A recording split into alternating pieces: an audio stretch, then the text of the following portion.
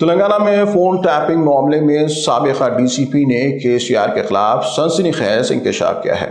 یاد رہے کہ سابقہ ڈی سی پی رادھا کشن راؤ کو فون ٹیپنگ معاملے میں گزشتہ سال گرفتار کیا گیا ہے اور ان سے پوچھ تاچھ کی جا رہی ہے۔ سابقہ پولیس کے ایک اعلیٰ عہدیدار کے خلاصے نے ریاست تلنگانہ کے سیاسی حلقوں میں ہنگامہ برپا کر دیا ہے۔ گرفتار شدہ ڈی سی پی نے اعتراف کیا ہے کہ سابقہ چیف منسٹر کے چندر شیکھر راؤ نے مبینہ طور پر بی جے پی کو اپنی دختر کویتا کے خلاف ED معاملے سے چھٹکارا پانے کے لیے بی جے پی کو سمجھوتہ کرنے پر مجبور کرنے کے لیے PRS MLAs کو راغب کرنے کے معاملے کو تول دینا چاہتے تھے۔